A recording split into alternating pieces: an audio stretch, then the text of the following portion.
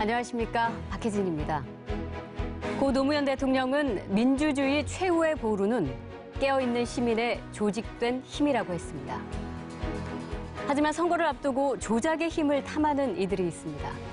조작된 여론. 지금 세상을 시끄럽게 하는 일명 드루킹 사건이 그렇고, 얼마 전 실형을 선고받은 원세훈 전 국정원장의 댓글 조작이 그러합니다. 수많은 의견들이 실실과 날실이라면 선거는 그 실을 조직하는 배틀입니다. 우리는 지금 그 배틀에 앉아 실을 고르고 있습니다. 민주주의라는 아름다운 천을 짜내기 위해 그 어느 순간보다 진실된 시실과 날실이 필요합니다. 검은 욕망에 물들지 않고 거짓된 정보에 해지지 않은 진짜 여론을 고르고 찾아야 합니다. MBC 경남 소수의견, 한 주간 경남의 여론은 어디를 향하고 있는지 살펴보겠습니다. 소동 연기를 마구 내뿜어대는 항의의 뜻으로. 그렇죠. 저 솔직히 저희 어머니께서 노조들은 빨갱이라는 소리를 하시는 걸 제가 한번 들었습니다. 와, 이게 되게 충격적인 것 같습니다. 내가 잘못한 데는 뭐 인정을 해야죠. 아, 기대돼요. 어떻게 나왔을까요? 저는 알고 있습니다. 네. 자, 먼저 6.13 지방선거 판세 여론조사 결과를 통해서 경남도지사부터 집중적으로 들여다보겠습니다. 리얼미터의 권순정 조사분석실장 나오셨고요. 안녕하세요. 네, MBC 경남의 신동식 기자 함께하겠습니다. 안녕하세요. 네. 자, 저희가 지난주에 예고를 해드린 대로 MBC 경남 주관으로 광역단체장 선거, 즉 도지사 지지율 여론조사를 실시를 했는데요. 결과를 보기 전에 정말 지난주 참 혼동스러웠습니다. 그렇죠? 이른바 드루킹 사건에 연루됐다는 의혹에 휩싸인 더불어민주당 김경수 의원이 전격적으로 충남 도지사 출마 선언을 취소했습니다. 지방선거 불출마를 선언할 것이라는 관측이 이어지고 있습니다. 오전 한때 김 의원의 사무실에 대한 경찰의 압수수색이 실시 중이라는 일부 언론사의 보도가 전해지기도 했는데요. 이는 사실이 아닌 것으로 확인됐습니다. 저는 오늘 경남도지사 선거에 출마를 선언하면서 정쟁 중단을 위한 신속한 수사를 촉구하고 필요하다면 특검을 포함한 어떤 조사에도 당당하게 응하겠습니다. 그러니까 지금 오늘 기자회견 출마 선언한다는데 불과 10시 반인데 기자들 문자 받은 게 8시 49분이거든요. 네네. 갑자기 띵동 의원실입니다 해서 뭐 양해 바랍니다 이렇게 날라오니까 진짜 뭐 있나 보다. 사퇴하는가 보다. 네. 근데 왜냐하면 그날 직전에 조사를 다 끝내놓고 이미 저는 조사 결과를 숫자로 다 가지고 있었거든요. 예. 근데 만약에 김경수 후보가 사퇴를 하면 이게 모든 게 다 무산이 되는 거예요. 그렇죠. 의미가 없게 되는 거죠. 근데 이 과정을 거쳐서 거의 경남도지사 선거가 서울시장급 또는 이제 19대 대선이 있었는데 그때의 어떤 열기랄까요? 뭐 실시간 검색어라든지 뭐 댓글 보니까 뭐 대선전 보는 것 같다. 맞습니다. 막 이런 의견들도 있더라고요. 김경수 후보 하면 뭐 참여정부 시절에 청와대 비서관이자 또 소위 문재인의 남자 이렇게 알려져 있고. 상대인 김태호 후보는 2번이나 경남도지사를 역임을 했죠. 도지사로서의 직책을 성실히 수행할 것을. 지금 일부에서 이제 올드보이 김태호 지사 다시 소환된 거고 올드보이라고 저희는 이제 신진사대부 뭐 새로운 초선의원 김경수 후보가 대진한다고 얘기를 하고 있습니다. 올드보이 대 신진사대부, 네네. 신진사대부 대 올드보이다. 예. 자, 근데 이 두 후보가 사실 이번이 처음은 아니죠. 그렇습니다. 6년 전에 그 총선 때 김해을에서 한번 붙었습니다. 2012년. 그때 결과를 소개시켜드리면 차이가 4.2%포인트 박빙이었습니다. 네. 그리고 여론조사에서는 초중반까지 김경수 후보가 이긴다고 했거든요. 막판에 김태호 후보가 뒤집기를 한 거군요. 네. 사실 거기가 이제 김해을이거든요. 봉화마을이 있는 곳이에요. 그렇죠. 노무현 대통령의 상징적인 곳인데 그래서 노무현의 비서관 김경수 후보가 월등히 이길 것이다. 이렇게 다들 관측을 했어요. 근데 그 당시에 선거 전략 자체가 프레임을 정권 심판으로 가져간 거죠. 김태호 후보 같은 경우는 이미 국회의원으로서 지역에 뭘 하겠다라고 이렇게 나서고 있는 상황에서 이쪽의 전략은 정권 심판으로 가니까 아무래도 심판론이 잘 안 먹히니까요. 그렇죠. 그 당시에는 그 전략의 실패였다라고 그렇게 분석을 하고 있습니다. 네. 근데 뭐 이번이 사실 6년 만에 리턴 매치인 것도 그렇지만 김태호 대 김경수, 김경수 대 김태호가 아니라 문재인 대 홍준표 대리전이다. 이렇게 보는 시각도 상당히 많거든요. 김경수 후보는 문재인 후보의 최측근 중 하나이고 그리고 사실 김태호 후보가 입지전적인 인물입니다. 이쪽 선거 6번에서 다 이겼잖아요. 그렇죠. 그리고 한때는 총리 후보 청문회까지 했었잖아요. 총리급이라고 볼 수 있는 물론 낭만했지만. 그래서 또 하나는 또 있습니다. 한국당 같은 경우는 경남이 무너지면 영남이 TK를 제외해서 영남이 다 무너질 수도 있습니다. 이미 부산 같은 경우는 판세가 민주당 쪽으로 넘어갔다는 분석이 상당히 많습니다. 그런가요? 경남마저 넘어간다고 한다면 사실 당 존립 자체에도 문제가 생길 수도 있거든요.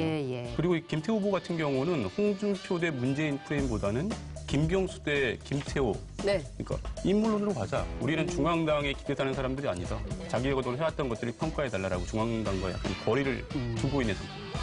중앙 논리의 선거가 개입되는 것은 그렇게 옳은 방향은 아니다라는 생각을 경남에서 이 새로운 보수의 출발, 희망이 되어달라.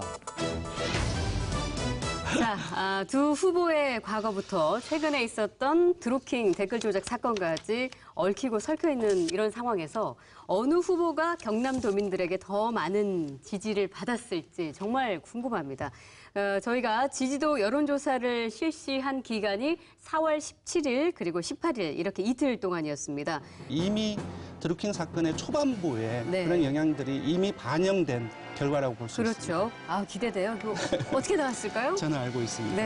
숨길 이유가 없다. 시간부터 당당하게 저 김태호가 반드시 그 길을 찾아내겠습니다. 더 벌어졌습니다. 더 벌어졌어요. 차가. 김경수 후보가 49.3%가 나왔습니다.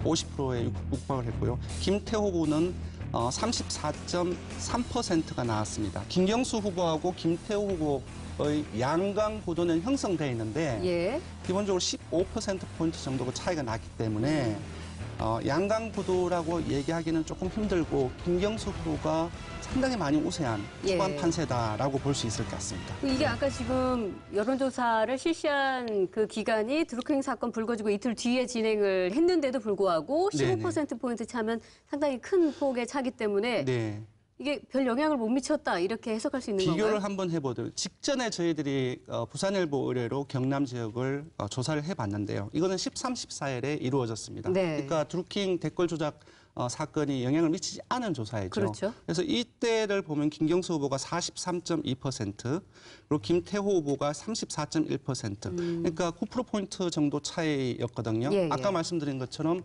15%포인트니까 차이가 더 벌어졌는데 제가 보기에는 그렇습니다.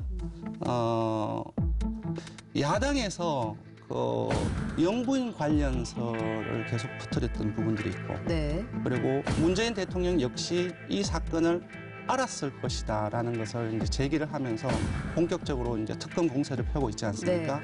이 부분들이 사실상의 역풍이라고 규정하기는 힘들지만 이러한 부분들이 지지율이 반영되어서 결과가 조금 더 벌어진 건 아닌가 저는 그렇게 분석합니다. 근데 그 여론조사 결과를 보면 자유한국당이 전통적으로 강한 지역들, 그러니까 중부 내륙 지역 여기는 거의 오차범위 내에서 박빙을 보이고 있어요. 진주나 합천이나 거창이나 이쪽이 말씀하시는 중부 내륙 지역입니다. 이게 근데 또 지지율과는 별개로 저희가 당선 가능성도 조사를 했는데 당선 가능성을 왜 넣느냐? 지지율만 하면 되는데. 그러게요. 당선 가능성이라는 것은 그렇습니다. 지지율은 본인이 누구를 지지한다는 것이고 당선 가능성은 다른 사람들이 누구를 지지하고 있을까라는 물음과 똑같습니다. 현재 대세가 누구냐에 따라서 움직일 수 있는 게 이 당선 가능성이라는 거죠? 그럼 이거 어떻게 나왔나요? 당선 가능성. 이것도 비슷하게 나왔어요. 김경수 후보가 48.8% 비슷하죠. 그리고 김태호 후보가 36.9%, 조금 높아지긴 했지만, 그래서 차이가 11.9%포인트. 그래서 조금 좁혀지긴 했지만 오차 범위가 우리가 800명 조사를 했기 때문에 네네. 플러스 마이너스 4.4%포인트니까 8.8 범위 밖에 있으면 오차 범위 밖이거든요. 그래서 오차 범위 밖으로 봐서 유권자들이 지금 판세를 읽는 심리 역시 김태호 후보보다는 김경수 후보가 지금 초반에 가져가고 있다. 그렇게 봐야 될 것 같습니다. 이번에 표본 오차는 플러스 마이너스 3.5%. 죄송합니다. 3.5%입니다. 네네. 그래서 7% 오차 범위만 넘으면. 잘하세요. 네. 제가 이걸 유심히 봤거든요.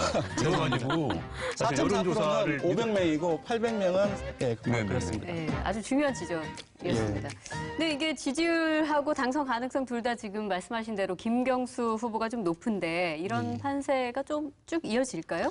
그래서 이것을 분석하기 위해서 우리는 재밌는 조사를 했습니다. 네. 그래서 당신이 앞에서 누구를 지지한다고 물었지 않습니까? 그 다음 문항에 그러면은 6.13 지선까지 끝까지 투표하겠냐 그 사람한테. 전체적으로 보면 한 75.1%가 내가 지지하는 사람을 6.13까지 끝까지 지지하겠다라고 응답을 했습니다. 그러니까 4명 중 3명이기 때문에 어떻게 보면 경남 도지사 선거가 상당히 달아오르면서 초반에 어떤 지지하는 지지층들이 좀 굳어지는 양상 그런 부분들이 다른 지역은 그렇지 않습니다. 다른 지역은 어떤 부동층들이 상당히 많이 지금 잡히고 있거든요. 조금 다른 부분들이 있고 여기에서 김경수 후보하고 김태호 후보가 약간 다릅니다. 그러니까 김경수 후보를 보면은 끝까지 6.13까지 김경수를 찍을 거야라고 하는 사람이 80.3%가 나왔고요. 그리고 김태호 후보 같은 경우는 76.8%가 나왔습니다. 두 차이가 5.6%포인트로 김경수 후보의 어떻게 보면 이제 지지의 강도 또는 지지의 지속성을 할 수 있는데 그것이 더 높습니다. 그 수치는 실장님 오차 범위 안에 들기 때문에 그렇게 좀 유의미한 수치는 아닌 것 같다. 그렇게 제가 경향으로 바꾸겠습니다. 네, 알겠습니다. 몇 밑으로 오실래요? 아니, 저희가 선거 보도할 때마다 사실 그게 가장 중요한 기준이 됩니다. 이게 오차 범위 안에 있는 걸 가지고 우세다, 아니면 위험 이런 걸 판단하는 것 자체가 알겠습니다. 근데 이렇게 응집력이 좋은데 왜 김경수 후보가 19일 날 그런 상황이 됐을까요? 저는 일단 자기가 좀 스스로 물러나면서 당에 영향을 좀 덜 주겠다, 피해를 덜 주겠다 이런 생각을 한 게 아닌가 싶어요. 맞습니다. 현 정부 여당 청와대에 부담을 주는 것은 아닌지. 또 뭐 남북 정상회담 큰 이슈가 있고 4월 27일에 바로 눈앞에 두고 있기 때문에. 불출마를 하는 순간 인정하는 거거든요. 그렇죠. 네. 그러면 오히려 중앙당에서 선거 판세 자체가 여론 조작한 거 아니냐라고 불리하게 갈 수 있다. 오히려 나가는 게 맞겠다. 본인 입장에서도 사실 나가서 이기면 대권 주자 바늘에 올라가는 겁니다. 그리고 지면 이거는 야권의 공세에 의해서 당한 희생자 프레임으로 가능한 거예요. 그래서 자기는 정치적으로 가장 큰 승부수를 띄운 겁니다. 김태호 후보 입장에서는 조금 이제 전략을 좀 바꿔야 되는 거 아닌가 이런 생각 할 것 같아요. 그렇습니다. 제가 보기에는 김태호 후보는 상당한 강점을 가지고 있습니다. 6번의 선거에서 다 이겼다는 것은 뭔가를 말하는 거거든요. 그 얘기를 종합을 해보면 상당히 스킨십이 강하다고 합니다.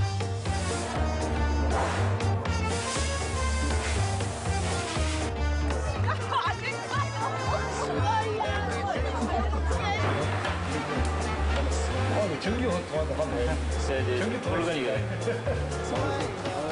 60대 이상 같은 경우는 지금 여전히 우세하거든요. 김태호 후보가. 김태호 후보가 우세합니다. 그리고 50대 연령층에서는 박빙으로 앞서 있거든요. 그래서 최소한 50대 같은 경우 우세를 확보를 하는 전략을 써야 되지 않을까. 그러니까 50대가 무엇을 바라는지 그리고 일종의 이제 아까 중부 내륙에서는 상당히 어느 정도 앞서고 있기 때문에 동지인의 측면에서 창원권에 타겟팅을 해야 되지 않을까 지금 그렇게 생각을 하고 있습니다. 인구가 많은 곳을 일단 가져와야죠. 그래야지 저기 표대결이잖아요. 그렇죠. 그리고 이제 이후에 이제 우리가 선거 프레임 기본적으로 문재인 정권 심판론 일 너무 못해. 그러니까 심판을 해야 돼. 이 전략으로 가서는 실패할 가능성이 높다고 봅니다. 결과를 보면 어떻게 돼 있냐면은 문재인 정부를 심판해야 된다가 31.8%고요. 그리고 문 정부의 성공을 위해서 이 사람을 뽑는다가 50.8%가 나왔습니다. 상당한 격차죠. 예. 그러니까 만약에 김태호 후보가 문재인 정부의 심판론을 가지고서 경남 지역을 여기저기 돌아다닌다고 한다면은 제가 볼 때는 실패할 가능성이 높다고 생각합니다. 예. 경제적인 문제, 그러니까 GM이라든지 그 STX라든지 다른 부분들에 어필해야 되지 않을까. 그런 측면에서 중앙당의 선거 전략과 이 경남 지역은 좀 차별할 필요성이 있는 겁니다. 네. 그래서 저는 이번에 관전 포인트가 안철수 후보나 유승민 후보를 찍은 표, 이게 중도 보수라고 하는 표가 어디로 갈 것인가. 네. 중도 보수들이 누구를 찍을 것인가가 이번 선거를 좌우지우지할 것이다라고 저는 보고 있습니다. 그러면 다음 주 이제 화수에 조사가 예정돼 있는데 19대 대선에서 당신은 누구를 찍었는지를 조사를 넣어서 하면은 분석해 볼 수 있습니다. 그럴 수 있겠네요. 네, 그렇죠. 해보죠. 특히 경남 같은 경우는 샤이 보수가 더 많다고 하시거든요. 네. 샤이 보수들 유동층들이 어디로 흘러갈지. 다음 주에 다음 주에 19대 대선 투표 후보를 넣어서 전체적인 어떤 김경수로 갔는지 아니면 김태호로 갔는지 그렇게 구체적으로 숫자로 영향을 보여드리겠습니다. 그걸 알 수 있습니까? 알 수 있습니다. 기대하겠습니다. 저도요. 네.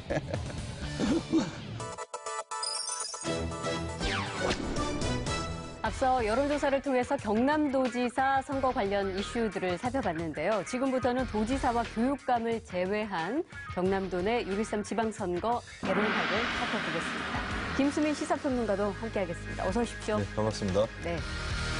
이번에 혹시 출마를 안 하시죠? 네, 제가 여기 있는 것 자체가 불출마 선언입니다. 그런가요? 출마 가능성 없다고 보시면 되겠습니다. 소속 의원과 끝까지 그렇습니다. 함께해 주시길 바라겠습니다. 주변에서 아쉬워하시는 분들이 많은 걸로 알고 있는데. 썩 아쉬워하지 않더라고요. 계속 방송 잘 해서 출세해라 이런 얘기가 더 많습니다. 아마 내가 사는 곳의 시장 혹은 군수가 도대체 누가 될까 가장 많은 관심을 갖고 계실 텐데 일단 뭐 경남에서 가장 큰 도시죠. 창원에서는 요즘 뭐 공천 문제로 좀 시끌시끌하다고 하던데요. 공정 경선의 제 요구가 거부된다면 조속한 시간 내에 사적성의 각오로 자유한국당을 탈당하고 무소속으로 창원시장 선거에 반드시 출마하겠습니다. 뭐 측근 분양 공천했다, 뭐 4천으로 만들었다, 뭐 이런 식의 발언도 했던 걸로 알고 있습니다. 그래서 이제 공천을 받은 조진래 후보가 창원시장에 찾아가서 당에서 결정한 일인데 좀 도와달라 이렇게 말씀하니까 각자의 길을 걷자, 찾아오지 마라 이렇게 했다고 좀 알려지고 있습니다. 선거란 이렇게 냉정한 겁니다, 그죠? 근데 이게 사실 이 전략공천의 잡음이 창원시만의 문제는 또 아닌 것 같습니다. 뭐 여러 곳에서 항의가 있고 또 탈당 선언까지 이어지고 있는 것 같은데. 도지사 선거가 가장 지금 얘기가 많은데요. 김태호 전 경남지사가 도지사의 공천을 받으니까 도지사 출마를 준비하던 안홍준 의원하고 김영선 의원이 강하게 반발하고 있습니다. 워딩도 굉장히 강한데요. 공천 학살 적폐를 이젠 끊어야 한다. 이러면서 법원에 공천 효력정지 가처분 신청도 내고요. 공천 무효 확인 소장도 제출했습니다. 공천 뒷말은 자유한국당만의 사정이 아닙니다. 또 민주당도 비슷한 상황들이 연출이 되고 있는데요. 창원시장 선거에 출마를 했던 민주당 소속이었죠. 이기우 전 중소기업진흥청장 같은 경우는 운동장이 기울어져 있다. 이런 좀 항변을 하면서 무소속 출마를 강행하고 있는 그런 분위기고 양산시장 선거에 출마한 민주당 예비 후보들끼리도 컷오프를 둘러싸고 굉장히 또 우리가 왜 잘렸느냐, 기준이 뭐냐 이렇게 항의를 하면서 다시 경선을 실시를 하는 상황까지 이르렀습니다. 이 전략공천에 대해서 유권자 여러분들의 생각이 궁금합니다. 그래서 저희가 미리 여론조사를 통해서 알아봤는데요. 47.4%에 해당하는 분들이 당선 가능성이 높다면 찬성한다 이렇게 말씀을 해주셨고요. 그리고 31.5%가 비민주적 방식이므로 이건 반대한다. 전략공천 반대한다. 21.1%는 잘 모르겠다라고 답을 해주셨습니다. 자, 47.4%가 당선 가능성 높다면 찬성한다 이렇게 의견을 주셨거든요. 이거 어떻게 해석해야 될까요? 네, 특히 한국당 지지층 같은 경우는 찬성이 61%예요. 반대는 19%에 불과했습니다. 민주당 지지층은 찬성이 46%, 반대가 34%인데요. 모든 지역에서 40대를 제외하고 또 모든 연령에서 당선 가능성이 높다면 찬성한다. 이렇게 네. 답이 나왔습니다. 그런데 한편으로 생각해보면 같은 당의 후보들이니까 뭐 성향이라든가 이런 것들은 크게 차이가 없을 테고 네. 그렇다면 결국에는 본선 경쟁력이라든가 승리 가능성에 초점을 맞출 수밖에 없는 거 아니냐고 하는 네. 그런 유권자들의 이해도 있는 것 같아요. 예. 이번 6.13 지방선거에는 당을 옮긴 후보들이 꽤 많습니다. 자유한국당에서 더불어민주당으로 뭐 시군 단체장뿐만 아니라 뭐 시의원, 도의원 역시 마찬가지인데 지금 출마하신 후보 중에는 예전에 빨간 옷을 입고 선거운동하셨던 분이 예. 중간에 노란 옷을 입고 하셨다가 예. 또 이번에 파란 옷을 입고 하신 분이 계세요. 네, 네. 그래서 뭐 별명이 뭐 신호등 아니냐. 신호등. 신호등처럼 빨갰다, 네네. 노랬다, 파란색으로 아주 자유자재로. 그러다 보니까 웃지 못할 그런 상황이 벌어졌는데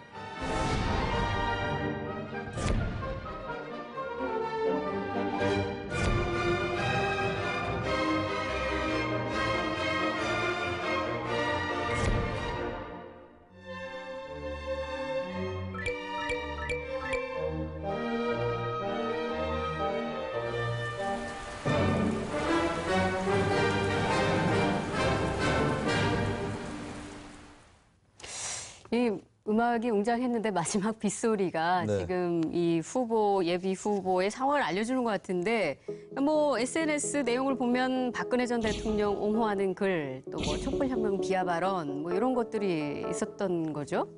이게 뭐 첫사랑 얘기 뭐 이런 거하고도 연결되는 거 아닌가요? 첫사랑이요? 왜요? 그 연애할 때 지나간 과거는 잊어주세요. 빨리 좀 지우는 게 많이 해보셨나 봅니다. 노코멘트 하겠습니다. 당적을 바꿀 때는 흔적을 지워야 한다. 뭐 이런 식의 뭐 약간 정리를 할 수 있을 것 같은데. 근데 이 철새 정치인들을 사실 우리는 어떻게 바라봐야 되는 걸까요? 유권자 입장에서는? 당적 이동이라는 것 그 자체로 문제를 삼을 수는 없습니다. 사람이 살다가 보면은 이제 소속이나 진영을 옮길 수도 있고 성향이 좀 달라질 수도 있는 거거든요. 그리고 당적 이동에도 나름의 어떤 일관성 있는 경우도 있어요. 다른 지역 사례지만 강원도의 삼척시장 예. 선거에 나온 그 김양호 시장의 경우에는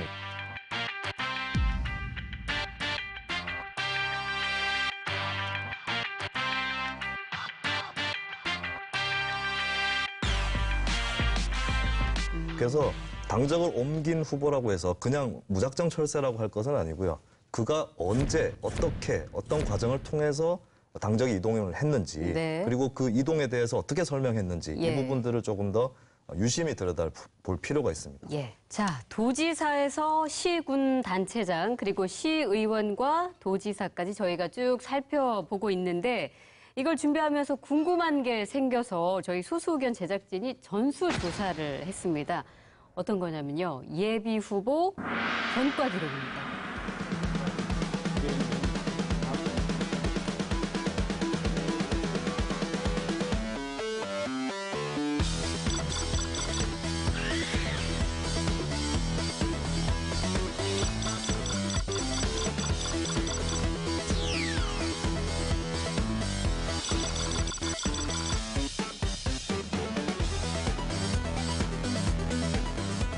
이게 되게 충격적인 것 같습니다. 이 중에 전과 기록 가진 후보가요. 47%나 된단 말이에요. 제가 의원을, 기초의원을 또 지내지 않았습니까? 제도 보면 이제 동료 의원들 중에 이런저런 전과들이 있는 경우들을 전과자들이 많습니까? 뭐 적지 않죠. 예. 그리고 이제 참고로 말씀드리면 벌금 100만 원 이상의 수준의 전과가 다 공개가 되는 거거든요. 예. 그래서 무조건 뭐 징역이라든가 이런 뭐 강력 범죄라든가 이런 거에 국한되는 건 아닌 것 같고 네. 그 사례들을 보면은 주로 이제 사업을 하다가 예. 발생하는 경우들이 상당히 많이 있어요. 유사 휘발유를 판매했다거나. 유사 휘발유를 네. 판매하신 분이 그렇습니다. 그리고 어떤 경우들은 사업하다가 자기도 잘 모르는 사이 어떤 법적 경계를 넘어가서 예. 조금 경미한 처벌을 받거나 이런 경우도 또 있습니다. 그래서 네. 좀 경중들을 따져서 볼 필요는 있겠죠. 근데 뭐 업을 하다가 그랬다라고 우리가 관대하게 봐주기에는 안 그러시는 분들이 훨씬 그렇죠. 많으니까. 네. 일단 이분들이 도로교통법 위반이 상당히 많습니다. 음주운전이 136건, 그리고 교통사고처리특례법 위반이 41건, 무면허 운전도 25분이나 되세요. 그러니까 한 분이 운전하시다가 이제 음주로 단속이 되고 나서 예. 또 운전하시다가 면허 취소되고. 네네, 그렇죠. 네. 그러다가 무면허 또 운전하고요. 그렇죠. 그러니까 숫자가 계속 늘어나는 거죠. 이거 어떻게 이해해야 될까요? 이런 상황을. 이해를 하면 안 되죠. 그러니까 너무 이해심을 막 해보려고 하시면 안 되는데요. 자, 근데 음주도 문제지만 이건 좀 더 심한 거 아니냐 하는 전과 기록을 가진 후보도 있습니다. 어떤 거냐면요. 대마관리법 위반 사례도 있고요. 이거 웬 말입니까? 도박개장이요. 도박개장으로 집행유예 받은 예비 후보도 있다고 합니다. 심지어는 전과 기록이 13건이나 있는 후보도 있다고요? 몇 가지 여쭤보려고 전화를 드렸어요. 예. 좀 외람된 말씀이지만 의원님 전과가 생각보다 좀 많으세요. 이거 많죠. 어떻게 된 건지 궁금합니다. 자, 사실 이제 학창 시절에 어울리게 된 사람이 조금 우리가 흔히 말하는 비행 청소년 네. 그런 사람들하고 어울리게 됐어요. 그러니까 이제 그때 20대 때 잘못된 이제 판단으로 인해서 겪게 된 전과들이죠. 근데 그렇게 하다 보니까 저하고 안 맞는 거예요, 그게. 네. 그래서 제가 이제 고등학교도 다시 가게 되고 대학교도 가게 되고 했거든요. 좀 저는 그거에 반성도 많이 하고 있죠. 그렇군요. 뭐 이런 것들을 좀 다시 사회에 좀 되갚겠다. 뭐 그런 각오로 좀 나오신 것 같아요. 어떻습니까? 네, 맞습니다. 제 같은 청소년이 없어야 될 거고, 진짜 열심히 사는 그런 모습도 보여야 될 거고. 아이고, 알겠습니다. 뭐 저희도 너무 궁금했는데 확인하게 돼서 오히려. 아이고, 감사합니다. 제가 전화를 주셔가지고. 아이고, 아닙니다. 근데 이거 신문에 내시는 거예요? 신문 아니고 방송이니까요. 아무튼 진짜 내 마음이 그렇다는 것만 알아주시면 되죠. 네, 후보님, 저 MBC의 신동식 기자입니다. MBC요? 예, MBC 경남입니다. 예. 후보님, 저희가 선관위 홈페이지 들어가 보니까 전과 기록 중에요. 예. 뭡니까? 도박개장 음반 비디오 이게 있어요. 이게 무슨 내용입니까? 그게 제가 PC방을 여기 생겼다 이거 떼고서 제가 잠깐 그럴 때 메뉴를 빌려줬었는데 제가 잘 몰랐던 내용이었는데 그래 나중에 알고 보니까 그게 저도 그게 제목이 그렇게 되는 줄도 몰랐는데 여하튼 그게 그렇다더라고요. 네. 그거는 제가 받아들여야 되겠습니까? 제가 잘못 살았으니까. 그렇죠. 제가 잘못한 거는 인정을 해야죠. 제가 봉사활동 했습니다. 그거 때문에 봉사활동을 했고 그거는 또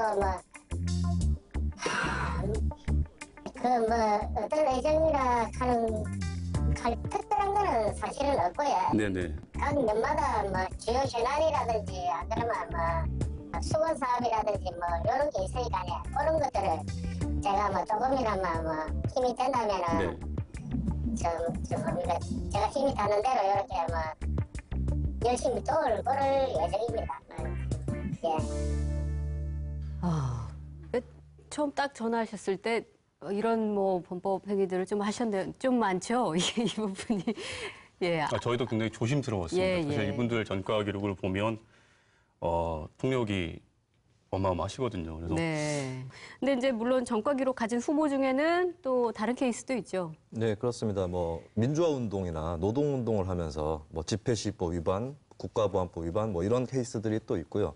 그리고 이제 시위 도중에 있었던 일이라든가 투쟁 중에 있었던 일 때문에 폭력범처럼 이렇게 파렴치범으로 돼 있는 분들도 있어요. 근데 우리가 어떠한 전과인가도 중요하고 그것을 또 따져봐야 될 텐데 기회가 있습니다. 우리가 유권자들이 선거 때 받는 공보물 있지 않습니까? 공보물의 각 이면을 보시면 전과 내용들이 그대로 나와 있고요. 그런가요? 예. 그리고 그 전과 내용 밑에는 후보자 소명란이 있습니다.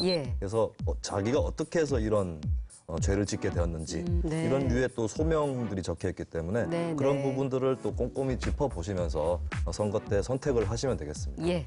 범죄 건수가 많은 분들도 실제 당선돼서 좋은 활동 많이들 하셨습니다. 지금 경남 같은 경우도 전과가 9번 있으신 분이 모 지역의 의회 의장을 하셨거든요. 지역사회에 바른 얘기 하시고 객관적으로 바라봐야 되지 않나라고 생각합니다. 자, 그럼 두 분 6.13 지방선거판에서 발견한 소수 의견 한 말씀씩 해주시고 정리할까요? 이런 얘기가 있어요. 지방의원이 누군지 아는 사람은 간첩이다. 네, 그만큼 이제 많이 무관심의 영역이라서 사실 그렇죠. 네, 예. 유권자들의 무관심에 직면을 하시게 될 거예요. 네. 그래서 그 무관심을 표현하겠습니다. 네. 그런데 누구시죠? 진짜 아프겠네요.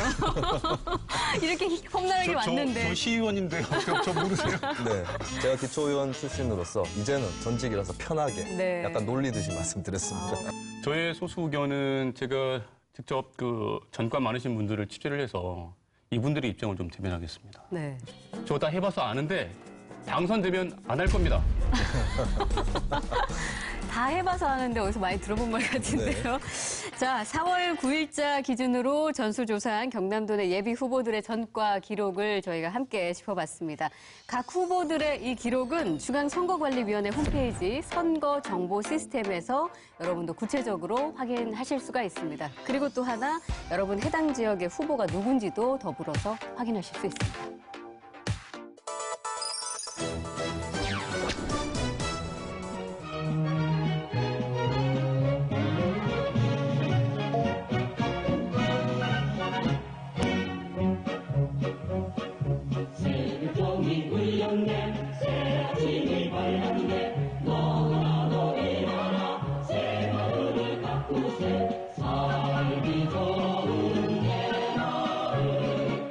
청사의 새마을길을 걸고 말고 하는 것은 현재 자치단체의 자율적인 결정에 맡겨져 있습니다.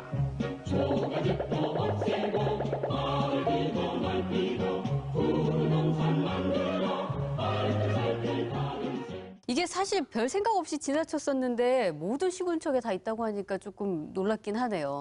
네, 제가 그 어렸을 때 학생 간부들이 다 같이 차를 타고 수련회를 갔어요. 3박 4일 동안 거기 가서 그 연수를 받았죠. 무슨 연수를 받았어요? 학생들을 대상으로 한 새마을운동 교육, 뭐 정신교육인데요. 기억이 또렷해요. 저희는 그 당시에만 해도 새마을 정신을 가지고 살아야 된다라고 교육을 받았었으니까. 네, 새마을운동과 관련된 네. 추억이라고 해야 될까요? 아니면 경험? 저 같은 경우는 신 기자님과의 어떤 세대 차이를 부각시키고 싶기 때문에 추억은 없다라고 추억은 말씀을 없다. 네, 제가 보이스카웃에서 했던 것을 네. 신 기자님은 새마을에서 하셨구나. 옛날 얘기를 듣는 심정으로. 옛날 사람으로. 네, 그렇게 들었고요.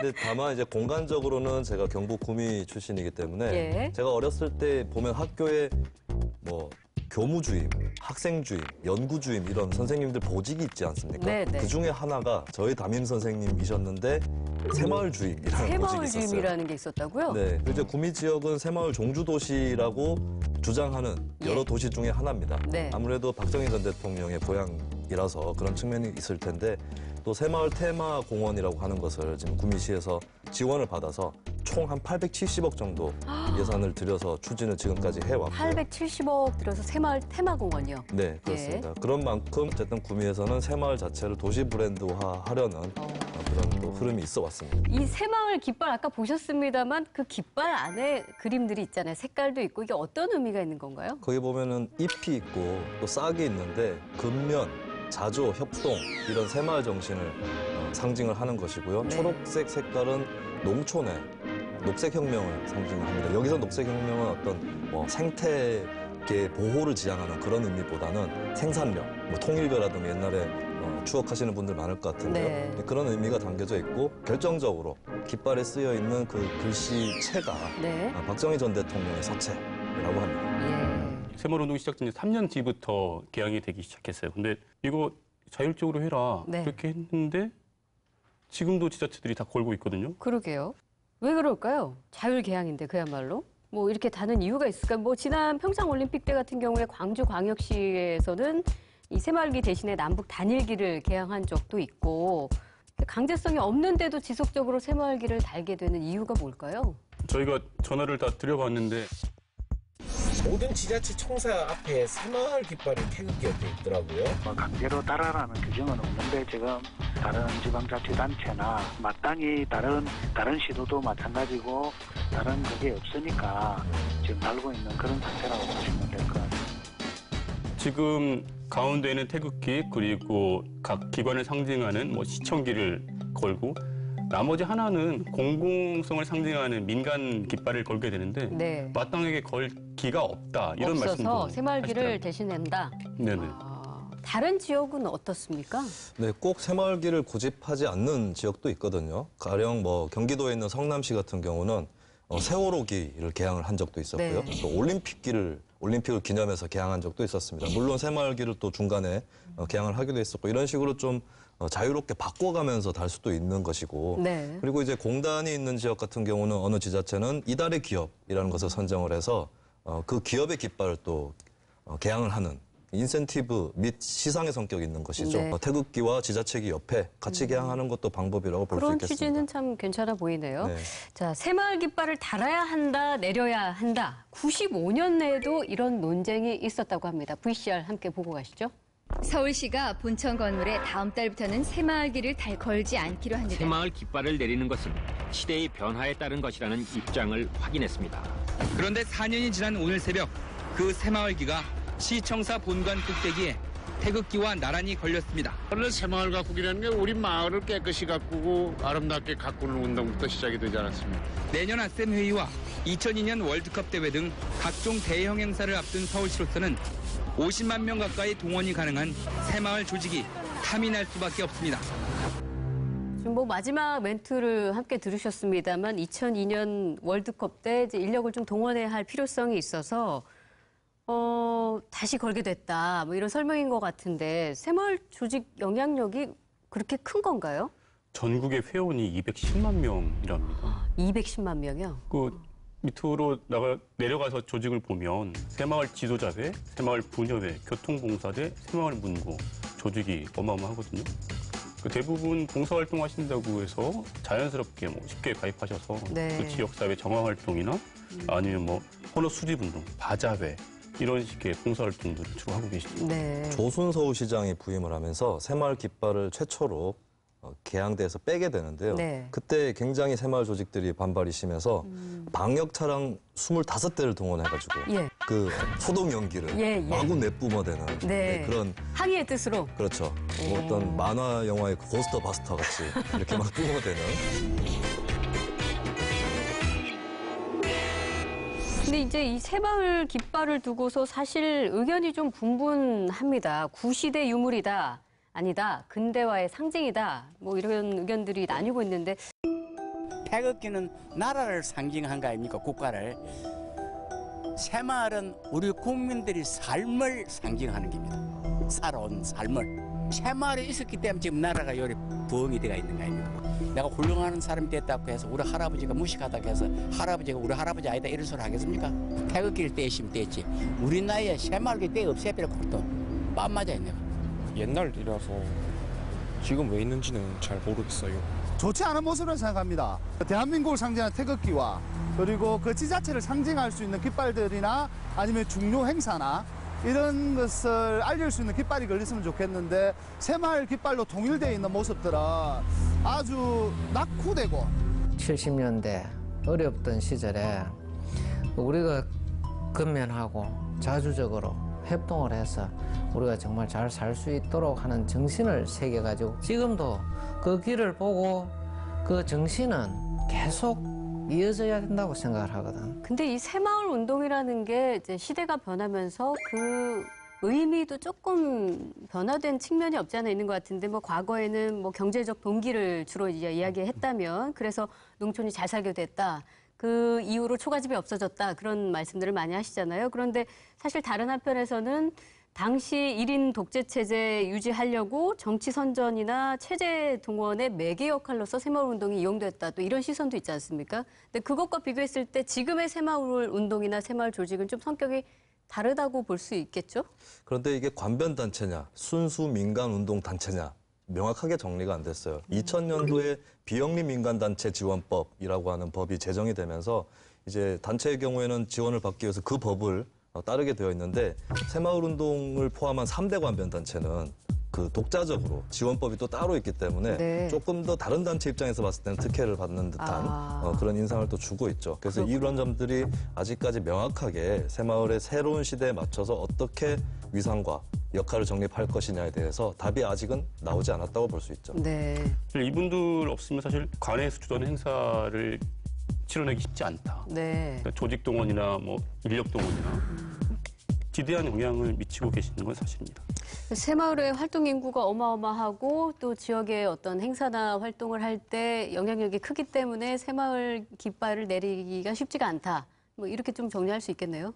네, 그렇습니다. 그리고 이제 새마을 운동 같은 경우는 다른 관변단체에 비해서 좀 이념적 정치적 성향이 약한 편입니다. 그리고 회원들도 보면은 의외로 좀 여러 성향의 회원들이 있고 해서 또 어떻게 보면 평이하게 동네에서 흔히 볼 수 있는 그리고 동네에서 봉사하시는 분들이라고 또 볼 수도 있거든요. 네네. 그래서 그런 점들까지 같이 감안을 할 필요는 있겠고 다만 문제는 이분들의 어떤 활동이나 존재 자체는 문제가 아니라 그 시민사회의 영향력이라든가 또 예산을 지원받는 부분 이런 것들을 독점적으로 가져갈 수도 있다. 네. 그 부분이 다른 풀뿌리 운동을 제약할 수 있다. 이 부분을 좀 같이 유념할 필요가 있습니다. 네. 자, 뭐 좋다, 나쁘다, 혹은 옳다, 그르다라는 잣대만으로는 세상을 온전히 이해하기는 어렵죠. 근대화의 상징, 그 의미를 기억하는 것도 중요하고 또 시대의 변화에 따라서 본연의 의미를 재확인하는 것도 필요한 일일 겁니다. 45년간 건재한 새마을길을 향해 소수 의견 한마디씩 해볼까요? 저는 소설가 박완서 씨가 1997년도 6월 23일자 동아일보에 네. 썼던 글을 인용하는 것으로 가름을 해보도록 하겠습니다. 네. 이런 구절입니다. 언제부터인지 산동네에 마이크가 설치되고 아침부터 잘 살아보자는 새마을 노래가 터무니없이 큰 소리로 온 동네를 압도했다. 잘 살아보자는데 왜 그렇게 듣기가 싫었을까? 너무 고압적이고 일방적이고 반복적이고 천박스러웠기 때문일 것이다. 네. 예, 여기에 제가 한마디만 보태면 예. 새로운 시대에 맞는 새마을이 되시라. 네. 마땅히 걸 기가 없어서 새마을길을 거는 각 자치단체에 제안합니다. 최근에 공무원 노조가 합법화됐습니다. 마땅히 걸 기가 없다면 공무원 노조 깃발 걸어보시는 건 어떨까요?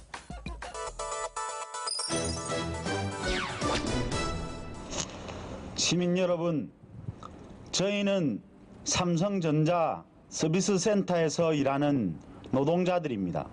1월 8일부터 했으니까 지금 한 3개월 정도 됐네요. 삼성전자 서비스는 삼성전자 밑에 자회사입니다. 그리고 삼성전자 서비스 밑에는 약 100여 개의 협력업체가 있습니다. 그 협력업체 밑에 저희 수리 엔지니어들이 있는 겁니다. 2013년 7월에 저희가 노동조합을 결성을 하면서 삼성전자에서 처음으로 노동조합이 생겼다고 보시면 됩니다. 그동안 철저하게 저희는 언론에 외면을 당했으니까요. 저희는 몰랐습니다. 맨 처음에는. 이 노동현실이 당연하다고 받아들였습니다. 밤 12시, 그 다음 새벽까지 일을 해도 연장수당이라는 걸 받아본 적이 없습니다. 휴일에 일해도 휴일 근로수당을 받아본 적이 없습니다.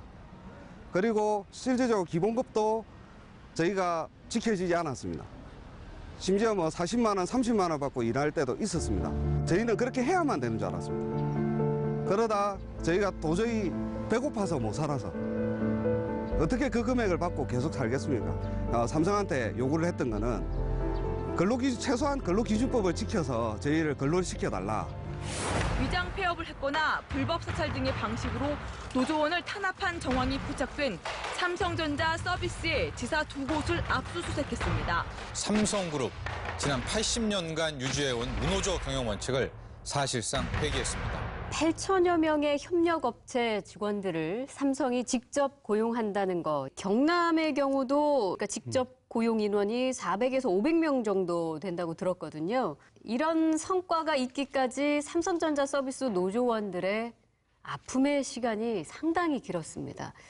이번 삼성전자 압수수색 과정에서 드러난 문건, 일명 노조와해 마스터 플랜이라는 게 있는데 뒷조사와 체증 등 표적 감사를 통해 노조원들의 징계거리를 만들고 그래도 안 되면 경영 포기 선언과 직장 폐쇄 조치까지 감행한다는 겁니다. 저 이 뉴스 보고 굉장히 깜짝 놀랐습니다. 어떻게 보셨어요? 이게 참 예기치 않게 발굴이 돼버렸어요. 이 다스, 이제 많이 알려진 기업인데 다스의 소송 비용을 삼성이 대납해줬다라는 네. 의혹이 있었고 그래서 이제 다스에 관련해서 삼성전자를 압수수색하는 과정에서 이건 다스하고 별건이죠. 예.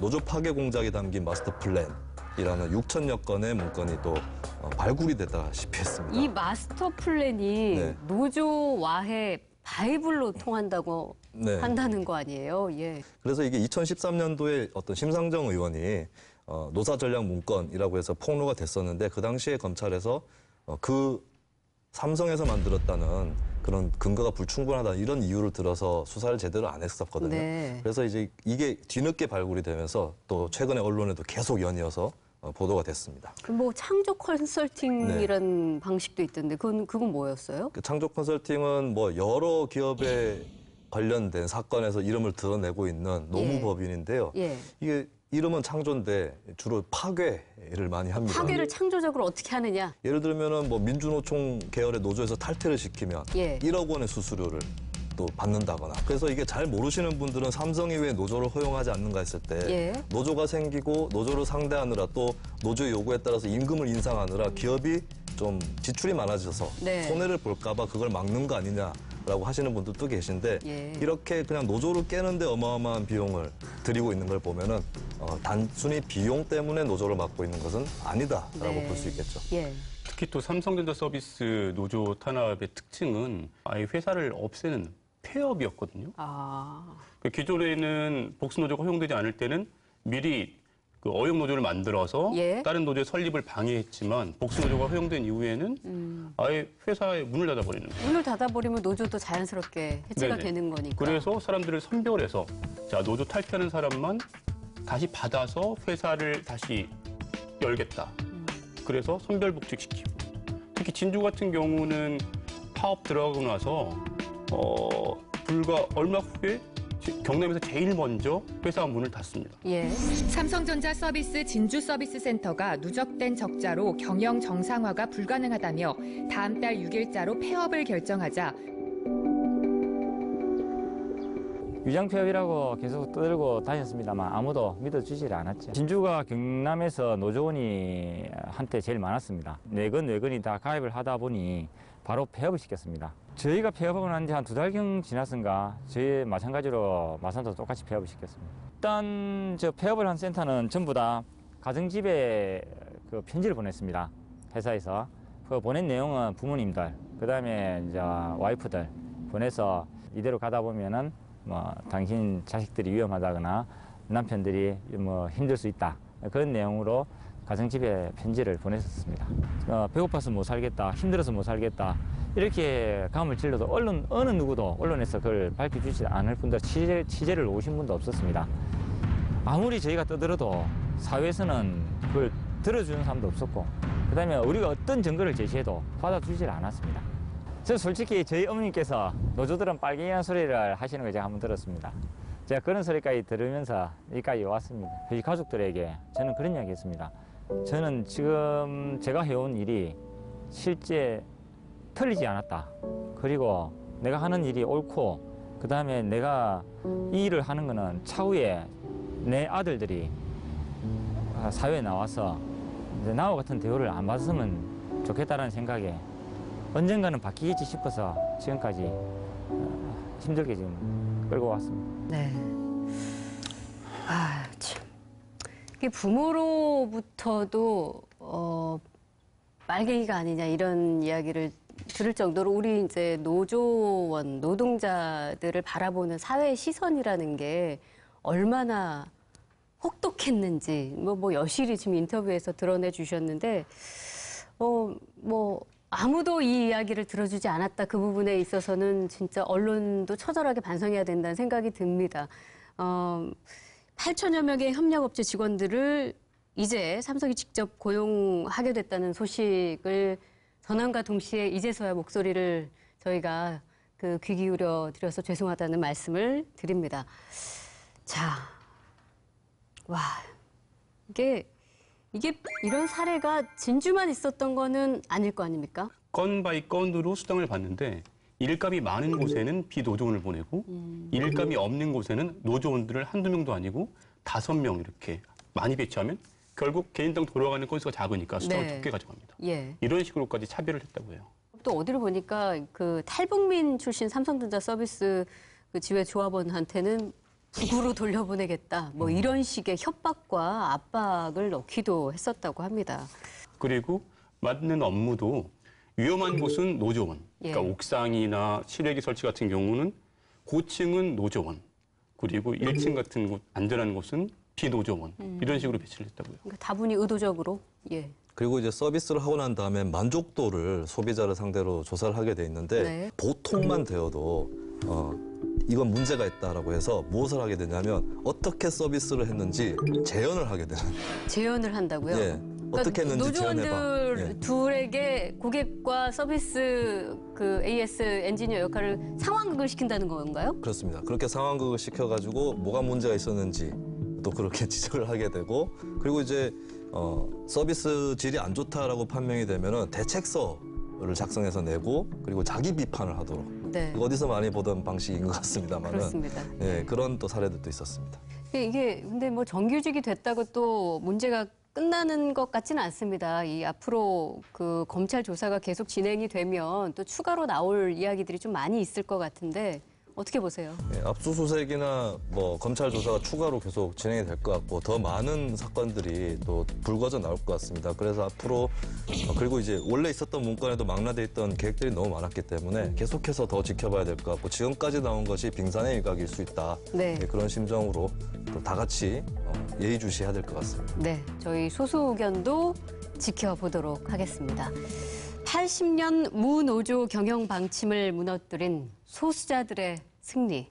어떻게 바라보십니까, 두 분은? 전자업계의 양대 산맥인 삼성전자 서비스가 이번에 노조를 인정했단 말이죠. 다음은 LG전자 서비스 아니겠습니까? 자, LG전자 서비스 혼자 힘드시면 어떻습니까? 검찰 보내드릴까요? 이들과 비슷한 처지거나 심지어는 더 나쁜 처지에 있는 여러 노동자들이 있었을 것 같아요. 뭐 비정규직, 중소기업, 그리고 여성이나 이주민 이런 노동자 중에서도 더 소수자에 네. 해당하시는 분들이 이런 생각을 갖게 되셨으면 좋겠어요. 우리도 할 수 있다. 우리도 할 수 있다. 네. 사실 이번 뉴스 뒤에는 삼성의 노조 탄압을 고발하는 유서를 남기고 34세 나이에 생을 마감한 한 서비스센터 기사의 이야기가 묻혀 있습니다. 삼성전자 서비스 양산센터에 근무했던 염호섭 씨. 살아생전 그의 마지막 월급은 41만 원에 불과했습니다. 기업은 사람이다. 인재 제의를 기업 가치로 여겨온 삼성. 그들이 말하는 또 하나의 가족은 누구일까요?